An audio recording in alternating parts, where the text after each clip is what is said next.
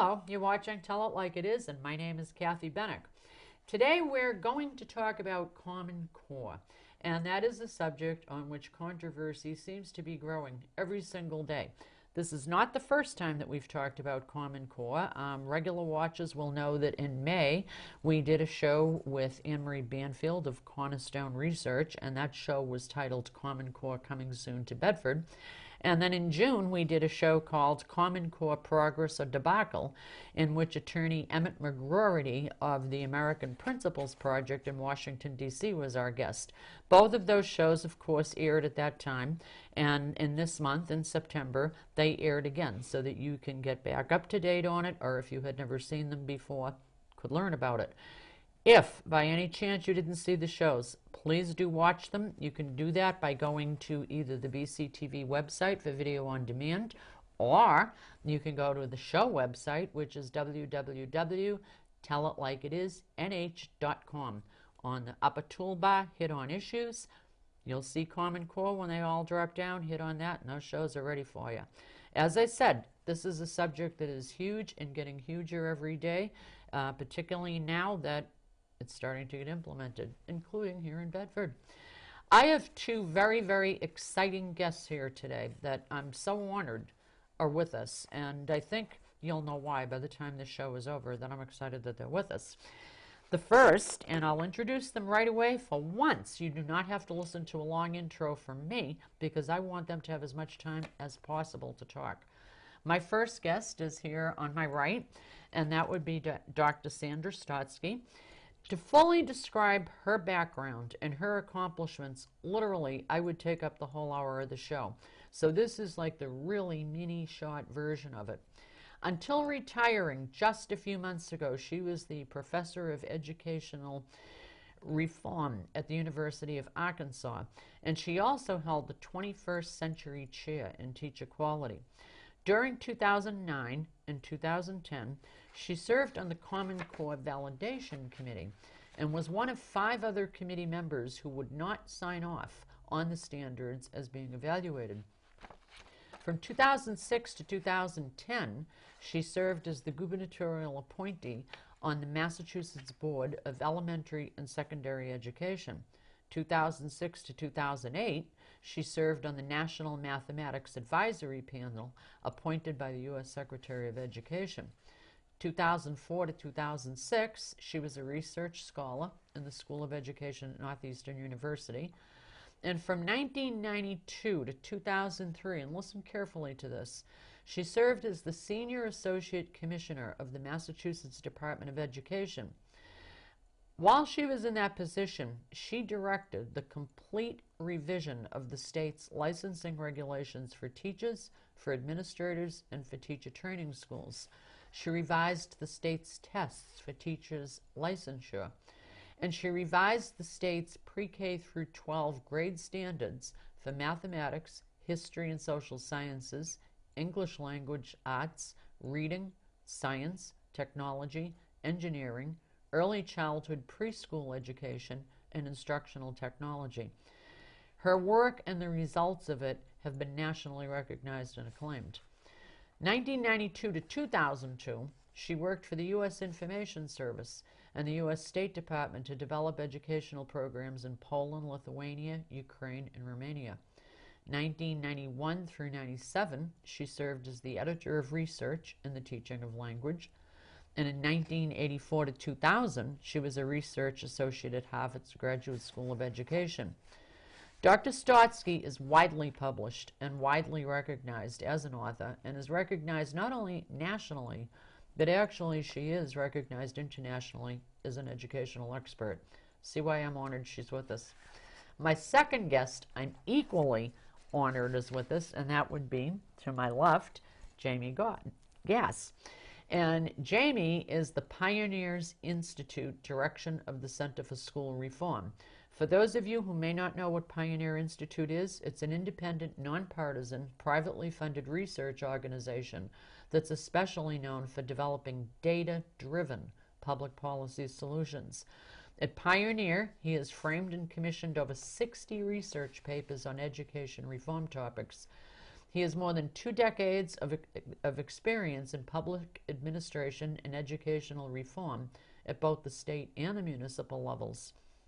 He worked as a senior policy analyst and technical writer at the Massachusetts Office of Educational Quality and Accountability, and he also served in the state budget office under 2 different Massachusetts governors. In the 1990s, he worked for the dean of the BU School of Education and the BU management team in its historic partnership with the Chelsea Public Schools, and that indeed was historic. Jamie is a speaker throughout the United States on school choice, academic standards, and school district accountability. And he's also known nationwide for his writings and presentations on Common Core national education standards, their weaker academic quality, their significant financial costs, and issues dealing with illegality. Wow. His own educational background is in international relations. You wanted to know about Common Core, and it's the subject. I don't think we could get 2 people better than whom we have here today to talk about it. Thank you so much for being here, and I know you're in town by the time this airs. The event will be over, but you'll be over at the St. A's Institute of Politics tonight for a Cornerstone Research sponsored event on Common Core. I suspect you're going to have a pretty big crowd, because this is Hope so, yeah. It's getting an awful lot of attention. Just this week, the New Hampshire Association of School Boards expressed in a letter to the chairman of the State Board of Education their disenchantment. Last night, the town of Alton School Board voted to not have Common Core in their community. I think it was a week ago, not even, that the governor of Maine issued executive orders that they're not going to go ahead with Common Core as planned. So the subject gets bigger and bigger. Let's pretend, and you two can decide who wants to hit where, and please don't limit yourself to any of my questions, because my questions are as an educational neophyte, talking to 2 experts, and hopefully you won't think I'm too much of a moron by the end of this. But let's pretend that none of our viewers out there know what Common Core is. How would you explain it as simply as possible? So what the Common Core is that it's a set of English and math standards that were developed by the Governors Association and the Council of Chief State School Officers, which are the commissioners of education from each state. And then it'll be joined with companion national testing. The Smarter Balanced is the testing consortium that New Hampshire is involved with. Massachusetts is in the PARCC assessment.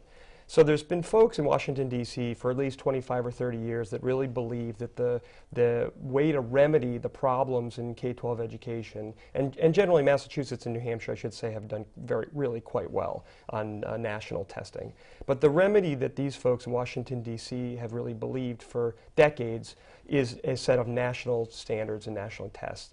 And so while there have been sort of fits and starts in efforts to push for national standards and tests over the last couple decades, this is really the first major effort that has widespread support from a variety of different states. I think the thing that's important to point out about this too is that while it was initially developed by the Governors Association and the Council of Chief State School Officers, these trade groups in Washington, D.C., the reason why states have adopted, and the reason why there's the support that there has been cultivated, is through a federal grant program called Race to the Top. The Obama administration in 2009 basically put a little over $4 billion on the table, and what they were trying to do was ensure that states signed on to the kind of reforms that they believe will help drive those kind of reform efforts. So Common Core is basically a set of national standards that will have national tests with it. And it's being driven really by trade organizations and the Obama administration. Now, not all states, though, have signed on, correct? No, there's a handful of states, 4 or 5 states that have decided not to adopt. Virginia from the beginning didn't adopt. Texas said no way. Don't mess with Texas. We're not doing it. And they actually used the opportunity with the help of Sandra Stotsky and others to elevate their standards really quite far beyond Common Core. So I think at this point, Texas, I would have to say, has the highest academic standards in the country. Now, this all kind of sort of seemed like it might have been the brainchild, or at least a lot of the financing for the initial work, was through Bill Gates, correct? That's right. So the efforts to push Common Core have really been funded dramatically by the Bill and Melinda Gates Foundation. They've put in about $150, $170 million Of their own money. of their own money Wow. over the last 70 years, over the last several years, to push for Common Core and the national testing. They, again, like these trade organizations, they believe that this is the way in which students can compete in the 21st century with the high-performing countries in Asia and Europe. I think the evidence from the experience in Massachusetts, which has done historically well in the last 15 years or so on both national and international testing, that Sandy can talk a little bit about, is that reforms, when the people at the state and local level, who really pay for 90% of K-12 education in this country, when they take full authority and ownership over that work, that is really the best way to drive education reform. And we have this record from Massachusetts, but New Hampshire and other places that have really done quite well. But it's really a state and local consideration. Again, these folks like the Gates Foundation and others think that it all needs to be nationalized. Well, one of the amazing things is the absence of any elected officials in any of this. That's right. And I would like to add that the Gates Foundation not only has promoted through the grants it gives the development of these standards by these two trade groups, it also gave money to foundations to evaluate the standards, to other organizations to promote the standards like NASB, National Association of School Boards of Education, and to the PTA. It has probably funded just about every organization in this country in one way or the other to promote a set of standards that most people, especially parents and state legislators, know nothing about. Now, you know, that kind of brings us to something key with you. You served on the Common Core Validation Committee. Maybe you could tell us a little bit about what the process of the committee was, and then kind of go on, because I know that you and 4 other committee members refused to sign off on the standards, and in fact, you were quoted as saying the English standards are empty. Right. So, they are mainly talk about that. I'd be happy to. They're mainly skills, and they have almost no cultural or historical or literary markers in the standards per se. But let me go back to the beginning of the formation of the Validation Committee, which by its name sounds like it should have more to do with validating whatever is coming out of any group developing them. And indeed, that seemed to be the initial charge to the committee, that they were to make sure that they were internationally benchmarked, research-based, were rigorous, and could have a number of other qualities that would make them worthwhile. But it turned out that over the course of the year, we could not say very much at all about what the committee was doing, because we had had to sign a confidentiality agreement at the beginning of our service on the committee. Is that usual? Not in my civic life. I've been very active in my own community in many committees appointed by the selectmen. I was on a library trustee board for 14 years, served in town meeting, and any civic body would never have had anything in which you couldn't tell the public what you were doing and how you were doing it. But that was how these two private NGOs operated, so that even when a person who was hired to write a report on what the validation committee did, when he wrote up his report, it was very short, because how could he put in any confidential material? He was sort of caught short in only being able to list, here are the members at the beginning of the year, here are the ones that signed, and what nobody can tell when they look at the number of those who signed, the committee had about 29 people over the course of the year, was that 5 of the original names weren't there, showing that they had signed on. We were basically rubber stamps. That's what we ended up being, because we weren't asked to really evaluate and do anything as a committee that would have made any difference individually. That was my experience, so I can't talk about what the committee itself did.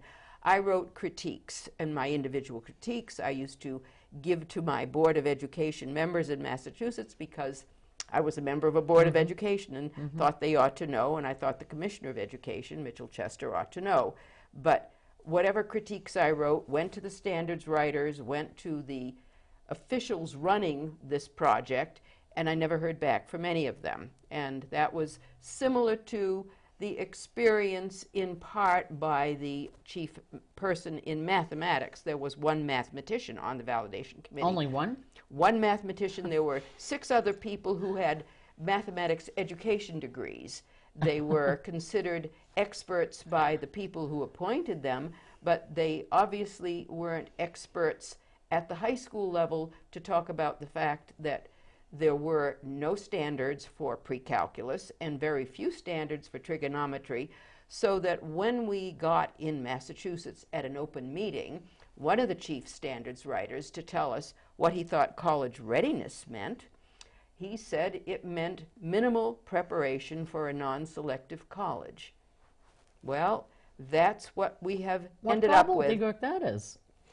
It means exactly what it says, that they were aiming low for these college readiness standards in mathematics so that the middle group, maybe the middle 40% of a high school population in general, would be able to take, and this was the string attached to the adoption of these standards too, which boards of ed knew about, so that this middle 40% would be able to take for credit any courses that they took as freshmen at a community college level or wherever they happen to be taking freshman courses. Now, that lowers the level immediately of what your math standards are going to be. It also means if you don't have pre-calculus and few trig standards in a document and very weak Algebra 2 standards, that you're not going to be preparing high school students for selective colleges or for the important majors that everyone talks about today, STEM majors, science, technology, engineering, and mathematics, for those of you who may not know what STEM refers to. But you can't be a science major, a math major, an engineering major, a finance major, or an economics major, and perhaps other majors, if you're not ready to start with calculus or some other advanced math course as a freshman. If your high school doesn't even give you those courses, a trig course or a pre-calculus course, never mind a calculus course, then you start off at a lower level, and the statistics are very clear from NCES, which is the National Center on Education Statistics, that maybe less than 2% of anyone who starts with a lower math background, only less than 2% ever get to be majors in those critical STEM areas.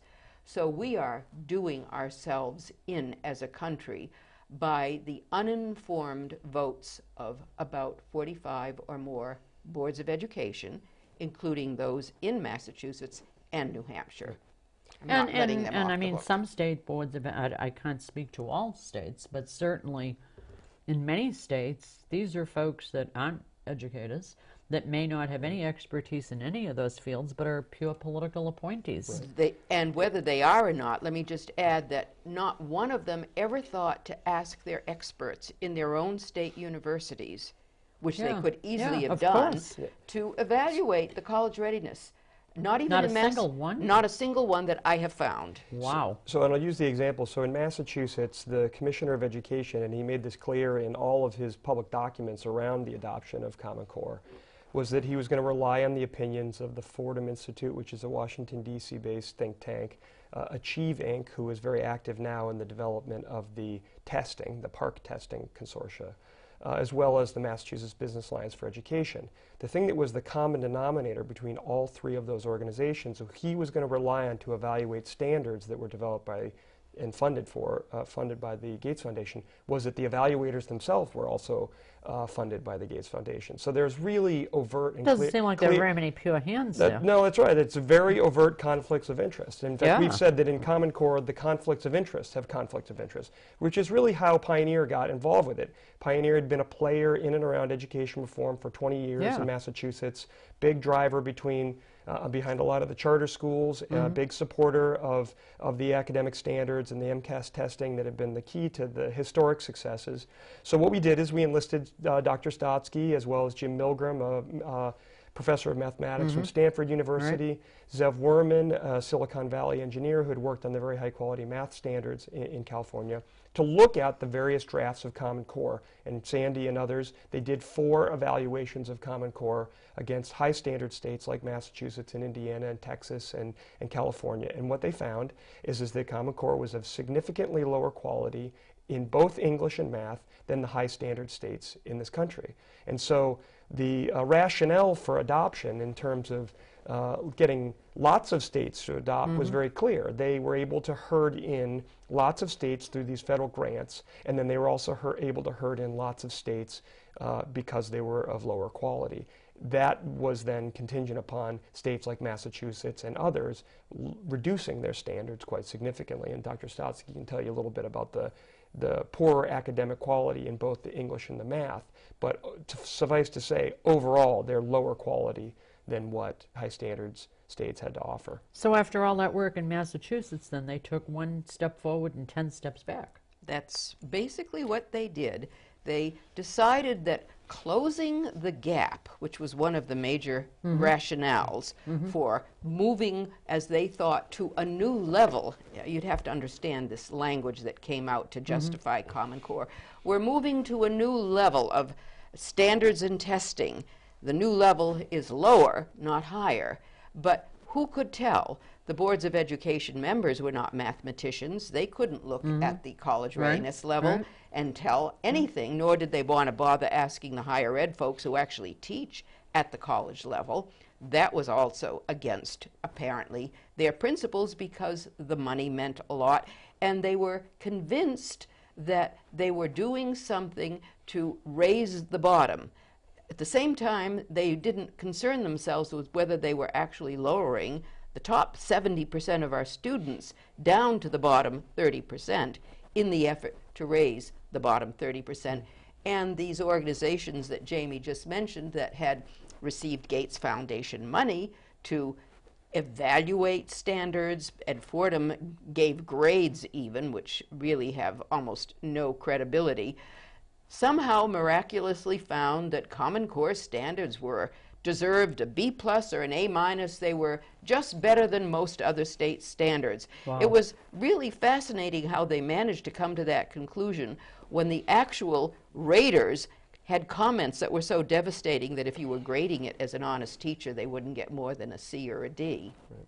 And the reality is that Massachusetts was the trophy that they always had to put on the mantelpiece because it had engaged in this historically successful education reform effort in the 1990s. Bill Weld, the former governor, Tom Birmingham, the Senate president, and Mark Roosevelt, a state rep, the 3 of them got together, Republicans and Democrats got together, and they crafted this big education reform effort, which put about $100 billion of both state and local money in exchange for the high academic standards that Dr. Stotsky developed, the high-stakes testing, teacher testing, charter schools. And it was really that equation that took us from, really in the middle of the pack. In the early 90s, Massachusetts SAT scores were only slightly above the national average.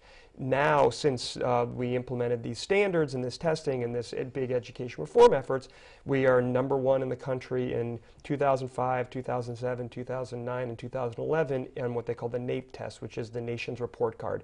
Every grade tested, every subject tested, and then we both in 2007 and 2011 tested as an individual country against Hong Kong and Singapore, Japan, South Korea, these high-performing East Asian countries that people had always said, you need to compete with these kinds of countries in order to that's compete what you hear all the time. in the 21st century. Massachusetts did that, and that's what's really tragic about what happened not only in Massachusetts, but the bad implications it's going to have for a lot of other states, because rather than replicating the successful standards that were, grounded in this very high-quality classic literature, Charles Dickens and Edith Wharton and Sherlock Holmes and Huckleberry Finn and things like that, which have high-quality vocabulary and a pathway to Algebra 1 by 8th grade. These are the key elements that made Massachusetts #1. Rather than doing that, Common Core really dumbs everything down, not just for Massachusetts, but then for the rest of the country. So rather than replicating successes from Massachusetts, they've replicated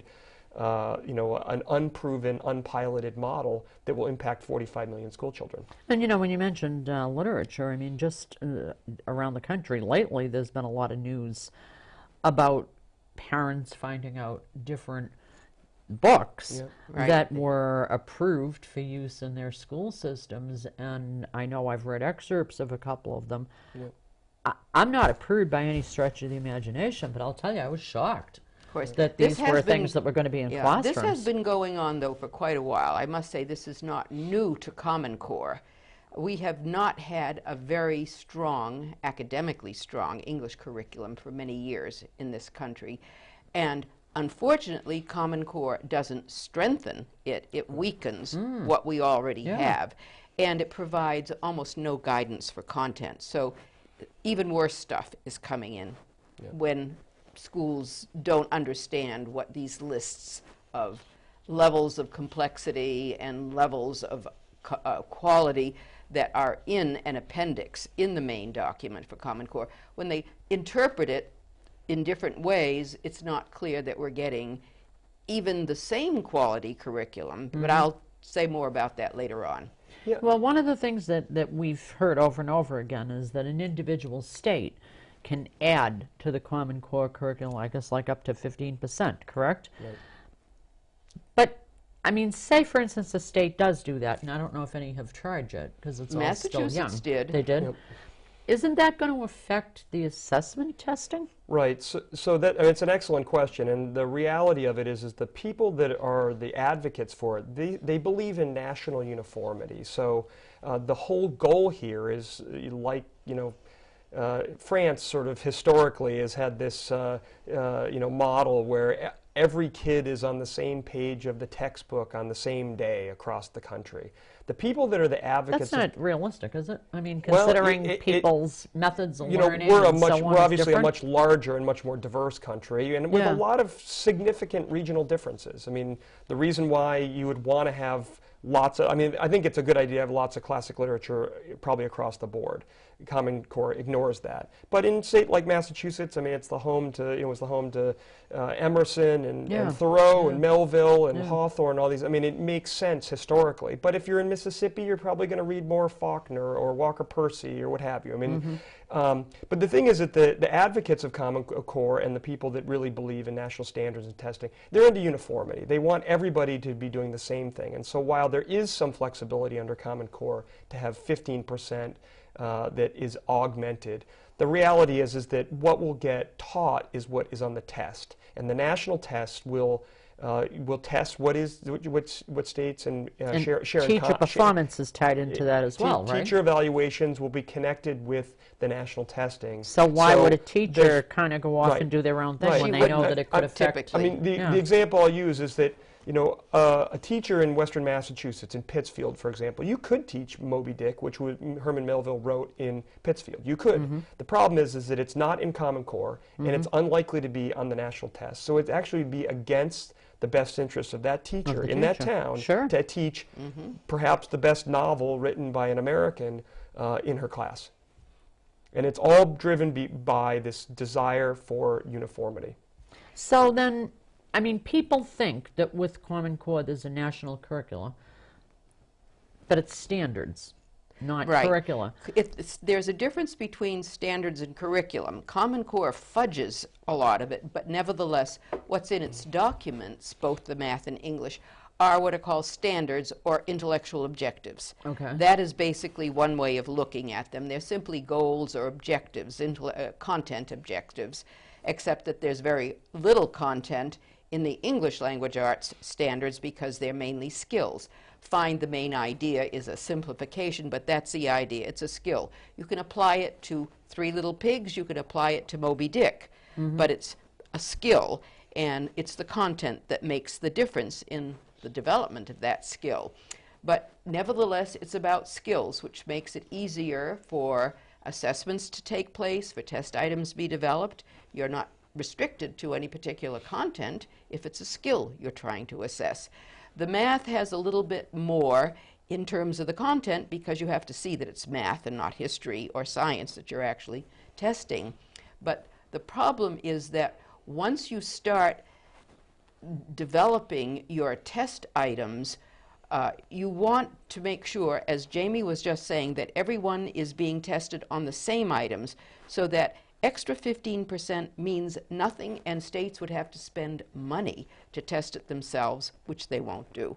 So it's just sort of window dressing. I was just to going to say, it's that like, that it's putting really a little there's no whipped cream on top of the there's no frosting. Yeah. flexibility at all, because it's most likely that a state will not want to add a standard that won't be assessed on the test unless the state itself decides to assess it.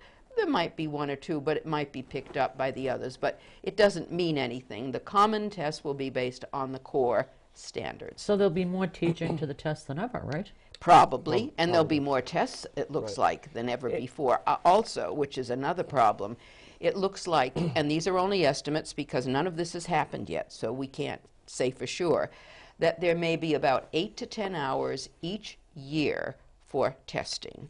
That's a lot of much? time for And every that's grade. every grade level? Every grade, and it may come Wow. in Even the April little or ones. May. Yes, even the little ones. And if it comes in April or May, it may mean the rest of the school year is dead. We don't know exactly how this is going to be handled One of the yet. things I think it's important to mention too is that there's no question that testing and high stakes testing was a big part of the success in Massachusetts. But the quality of the test, and I think everyone across the political spectrum across the country recognizes that the Massachusetts MCAS test was really the gold standard, because it had some multiple choice, it had some open-ended, some essays. But they also didn't over-test. They used it as an important diagnostic tool at appropriate grades, and it wasn't at every grade.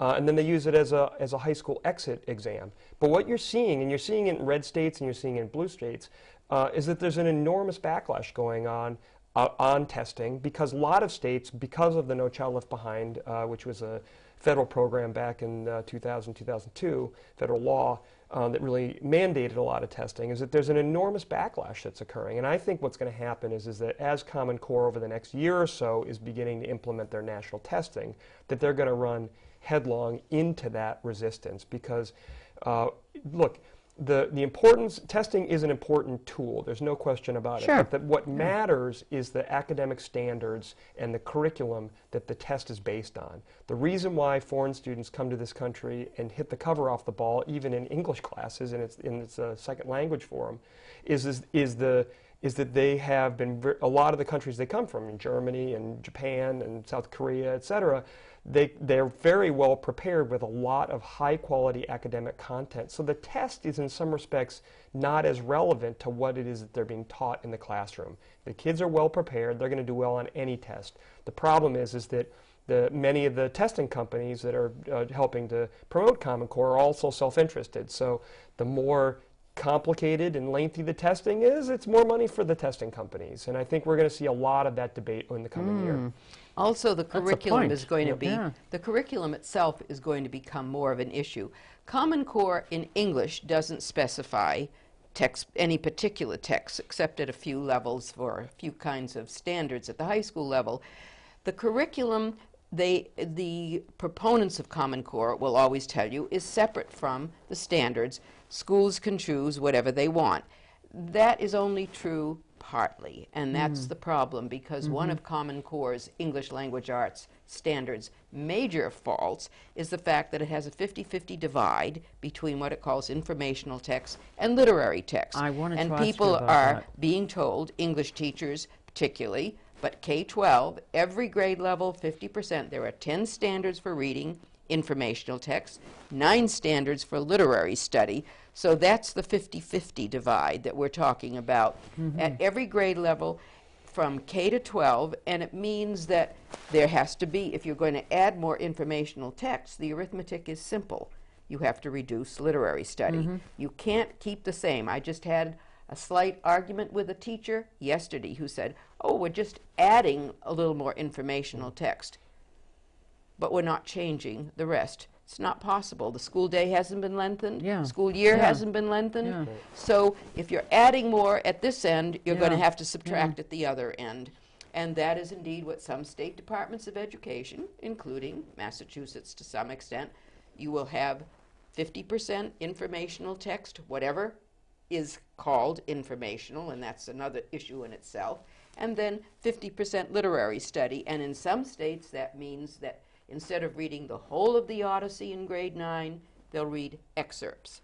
They can't read all of Romeo and Juliet, they'll read excerpts. That's a huge difference. It's an enormous difference. And it also, as I said earlier, it ignores the pile of evidence that we've accumulated in Massachusetts and other high-performing countries about what is research tells us and the data tells us about how kids improve their academic performance. I mean, the accumulation of knowledge is ruthlessly cumulative. I mean, if you miss key grades in mathematics and are not proficient in your times tables and the fractions and decimals, you're never going to get to Algebra 1. And if you can't get to Algebra 1, you're never going to do high-level math.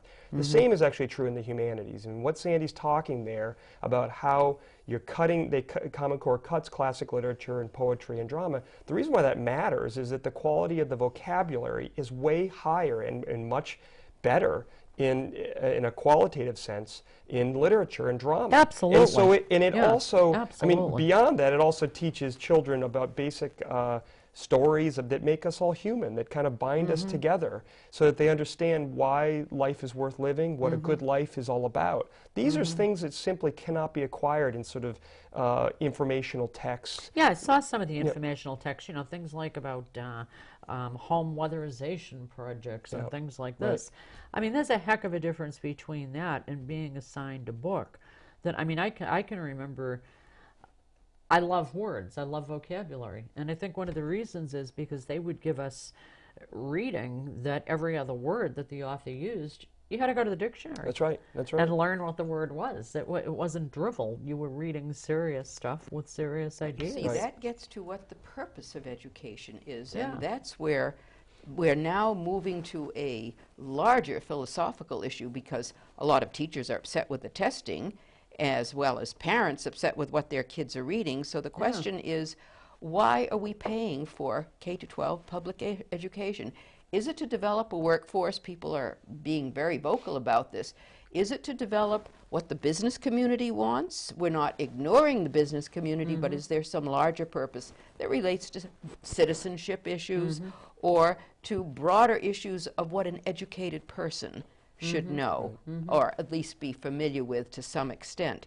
And that's been lost in Common Core because it seems to be devoted to workforce development, and workforce development for only a certain number or a larger percentage of our students who are not performing at a very high level. So if that's where its orientation is, then what happens to all the other purposes for public education that we've traditionally had? And Among for the them, future, I mean, jumping And ahead, the and I hope this future of doesn't this sound country. ridiculous. Exactly. What does it say to how different professions are going to be filled? Right. That's what we don't know, and that's why mathematicians are beginning to worry about why don't we have this third pathway, as it's called, in the math standards that would actually service the STEM areas. If we don't have that, some people will say, oh, we'll get PhDs from Japan, South Korea, India, China. But what happens to all the rest of it, and why should our engineering colleges not be able to enroll American students? Right. Wouldn't we want them? Yeah, one would think. To this issue about the workforce development, so again, the sort of the themes that are coming out of here is that these are decisions of curriculum and standards and testing that really need to be driven by Washington, D.C., not people at the local level, and that the purpose of education is not developing independent, autonomous citizens. It's developing a workforce. This is a seismic shift in the whole function and direction of what our democracy is all about. The people that, I mean, Jefferson and John Adams, Horace Mann, who set up the Common School is in the 1830s in Massachusetts. The whole direction, the whole point of our system of government and the education system that's supposed to augment that and support that at the local level is towards educating towards citizenship. These people really don't believe in that. They believe in a kind of command and control approach from Washington, D.C. And the thing that's sad to me about it is that, again, even if you want to have children that select vocational technical schools, for example, the vocational technical schools in Massachusetts have been some of the most successful schools under these standards that Dr. Stotsky and others developed in the 90s.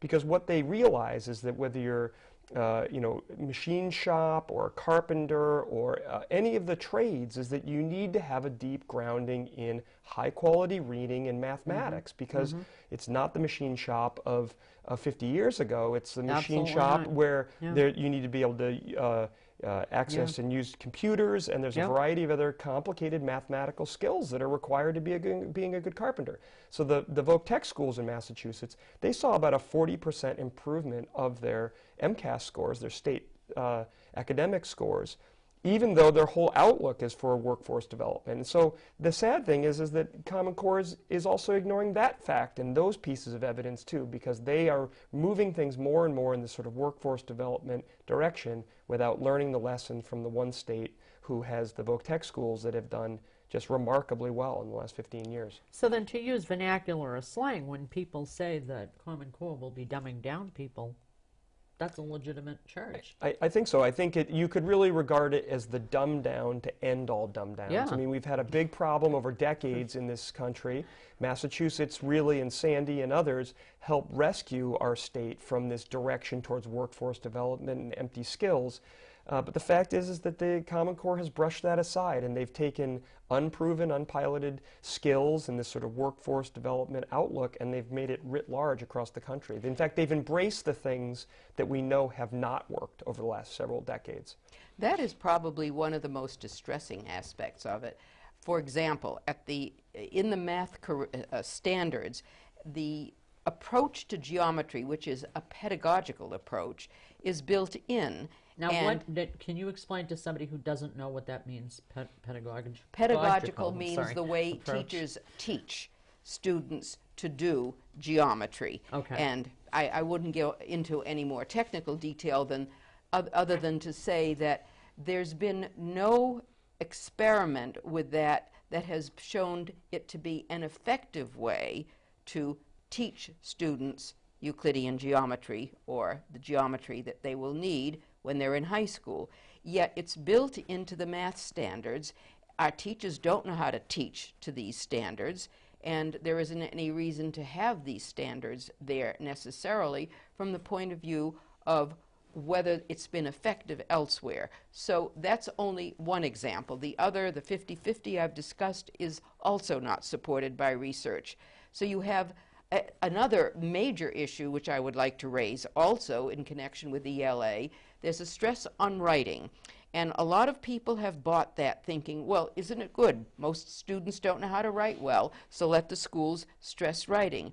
The problem is that there are more writing standards than reading standards, and for 100 years of research, and if you ask anyone, they will tell you, who's in education or people who've done a lot of writing, that good writers have to be good readers, that writing is dependent upon reading. Oh, and absolutely. if you Right. do not have a strong reading curriculum, you will not produce strong writers. Yeah, I but can the understand that. architects of the ELA standards got it backwards.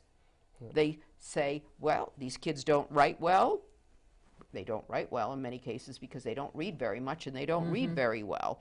So they're going to spend a lot of time on writing, and teachers are going to be held accountable for trying to teach them writing that's not part of their system of reading, because you absorb good sentence structure, Of course. good vocabulary by lots of reading. So a lot of that time is wasted. Now, maybe they will be able to read manuals when they graduate. Maybe they can do lower level work in a workforce situation. But that doesn't mean that they can go on to do much higher level work that we expect of at least a number of students to be able to do, if not a majority, for the independent thinking they need to be able to do if they're going to participate as citizens. So we have a lot of issues that will be unfolding in the next few years. It's just that it's hard to pinpoint them right now because it's all being worked on. It's being done day by day, year by year, right now as they're developing Like these. Obamacare. Right. Yes. This Really? is a good example. No one knows how it's going to turn out, Yeah. but they're making decisions, and teachers are now implementing standards that, by the way, they don't even talk much about, because this is another piece of it that reporters don't report on. It's very difficult to find an English teacher who will actually complain and be willing to be identified. Afraid of losing their job? Yes, I found in Arkansas when I was there one English teacher in the whole state who was willing to be identified. Friends in Indiana can't find one high school teacher in Indiana who's willing to be identified. I am told, and you can read articles where we are told that the teachers don't feel it's professional to complain. Now, who has ever heard of English teachers who don't complain about, or any teacher who doesn't complain about something? I mean, most English teachers are vocal. I mean, it kind of seems to me they have a little bit of a responsibility to complain Well, if things are wrong. They're being told by their administrations that it's not professional to complain, or that they should simply shut up and not say anything about curriculum and instruction. So, and colleges are somehow intimidating their own faculty this way. In Indiana, where we were maybe a month and a half ago, there was a young professor of mathematics who testified, and he's at Indiana University, and he testified that he thought Indiana's old standards were far superior to Common Core's because he was seeing in his math classes at Indiana University, their prestigious, state university, he was seeing the results in what was going on with the students who came from Indiana high schools. Well, after this was over, there was a complaint by an administrator at his university that he had not cleared what he had to say with the university administrator. So now the question is, will anyone else from the university level feel comfortable about testifying or complaining if they're going to be told by some administrator that they should have cleared what they had to say with some higher authority at their university, which is supposedly the bastion of freedom of speech? Yeah. We have serious issues ahead. It sounds like it, and I mean, I think what's really scary about it is that we're going to have millions of kids who are going to be shortchanged. Yeah, oh, absolutely. I think there's no question that it really is selling the kids short. I think that what we've seen, and we've seen it across demographic groups, socioeconomic groups, ability groups, is that if you set really high academic standards, as we did in Massachusetts, that kids can meet those standards. And there's no need of this at all, except for, again, there's these folks in Washington, D.C. that really have wanted this for a long time. They've sort of picked their spot. They have the support from the Obama administration. They have well, didn't he say he wanted to revolutionize education or something to that effect? He did. The words are one thing. The reality is another. Yeah. And you may have hopes, but if what you're doing actually contradicts what we know from common sense about how you reach these goals and what the research actually says, which is my area of expertise, I know the reading and literary research, and none of it supports what's there. We don't find much to support what's in the math documents either. So the question is, and you're not internationally benchmarked and the standards aren't rigorous, then you begin to ask yourself, what is going on? What is the subtext I'm missing? But we don't have boards of ed at the state level who understand it, and state legislators are having a difficult time trying to get a handle on what it is they were given a bill for. Well, state legislators, it kind of seems, even here in New Hampshire, and I've talked with quite a few of them, I mean, they didn't, Common Core, what's Common Core? They weren't even asked. Exactly. They had no legislative input or anything else. Their state boards of ed should be put on and grilled as to why they made the decisions they did. Yeah, and exactly. They're the ones that should be asked, explain to us what you saw in Common Core. I doubt any of them could read these documents to begin with. The thing that's important to note, too, is that we don't have a national system of education in this country. We've got a collection of state systems, and the states and the localities pay for 90% of it. The federal government is prohibited under 3 federal laws, and we've done research on this. George Will did a column mentioning our research. We enlisted the former general counsel and deputy general counsel at the U.S. Department of Education under the second Bush administration that mapped out that there are 3 federal laws that prohibit the federal government from advancing national standards, testing, and curriculum. So there's laws that prohibit it. So this is where the legality There's issues serious, roll in. yeah, and the thing is, you're absolutely right, Kathy, is that almost to a legislature across the country, they've been bypassed. I mean, even though Yes. they have to pay Yes. for it. Did any state there were very vote few on it? states. No, Not a No, single it one? very was few states had typically either a done bill or by a hearing a on governor, this. a commissioner of ed, and Yeah, a board of a board, yeah. education, and there was almost a deliberate omission Yep. of reaching the two groups who are critical, parents and state legislators who are then to pick up the bill. And now we're finding that local school boards were also bypassed. Well, the yeah. local ones are now beginning to complain, and in Massachusetts we were told that they were told the day after the Board of Education, the state board, voted for Common Core, there was a little courtesy note that went to the local boards informing them. Well, this is going on right now in the city of Manchester. There's a war going on over there because the new superintendent was setting up all kinds of things, and the school board had never even voted on it, and asking That's questions, right. and they're They not were getting never asked to answered and vote. such. Their rights were basically taken away from them. Yeah. The rights of local control and having the major say in curriculum and instruction was overnight taken away by state boards of education, and it's almost, in a sense, a comic opera. The standards weren't even complete in some state boards of education. Kentucky is the most Had gone ahead and flagrant. adopted them, correct? Adopted them. They weren't even written. And then other states, the final version was released on June 2nd, and somehow within the next 2 months, most of the other state boards voted for them. Well, So didn't they only have days between the release some of them voted and the being day able to afterwards. apply for federal funding and right. so some on? voted the day after they Yeah, were released, yeah. or the day of So that they they wouldn't were even have released. time to have read them. It apparently wasn't deemed necessary. Their commissioner of education recommended that they be adopted, and they were But how come the applying. commissioners can't answer very basic questions about it?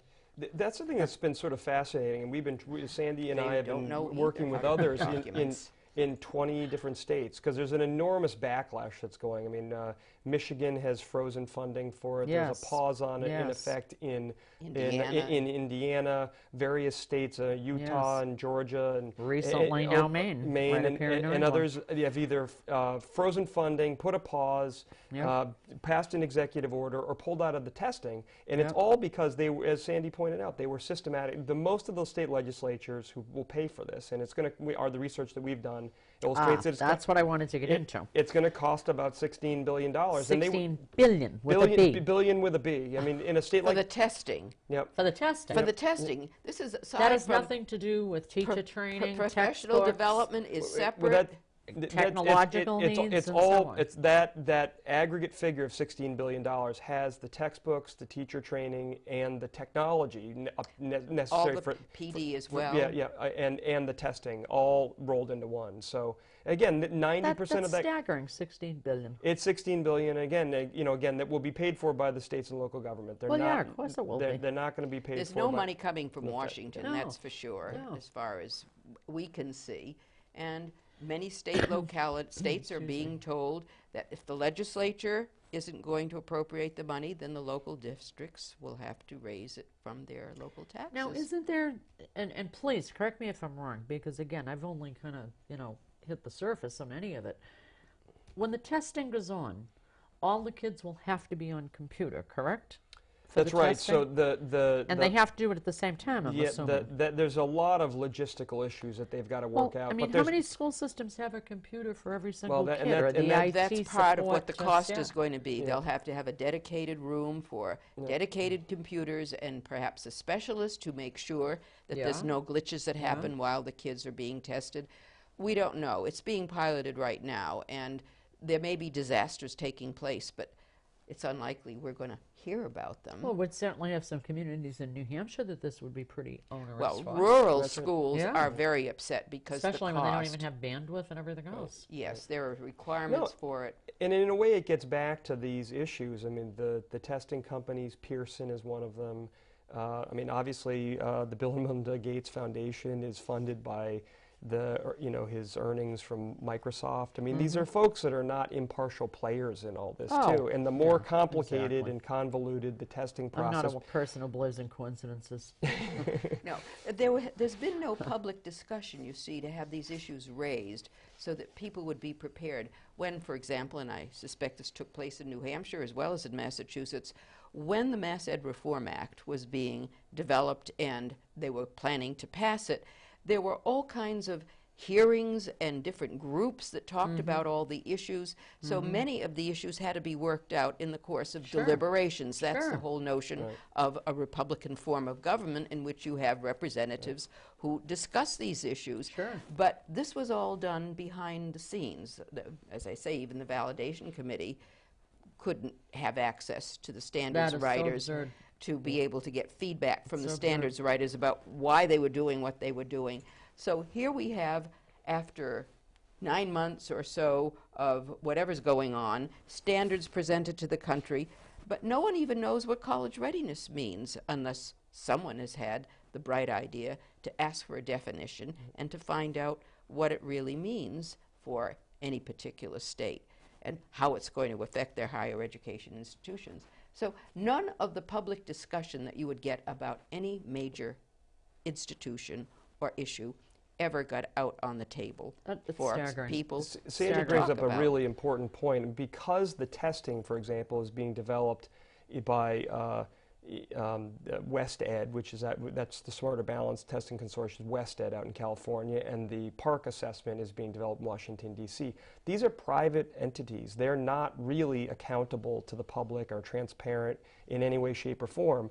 So if a legislator or even a governor or a Board of Ed member wants to find out about the particulars of these things, you can't FOIA it. There's Basic Freedom of Information Act laws that are being brushed aside. We have tried to explore the decision-making processes behind Common Core between the boards of education, the governor's office, and these private entities, and it's impossible to do because they'll either come back with these enormous costs to say, oh, $23,000 will give you access to the email, or they just won't do it. They won't comply with it, and we've seen that from Massachusetts, and we've seen it in Utah and in Indianapolis and other places where parents or civic organizations have tried to get basic information about the decision-making or accountability around Common Core and the testing, and they just won't give it to you. Now, let me just kind of reverse that a little bit, and believe it or not, we're down to 2 minutes.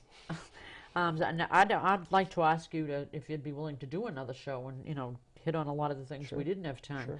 But one of the big issues that we can't even get into is privacy.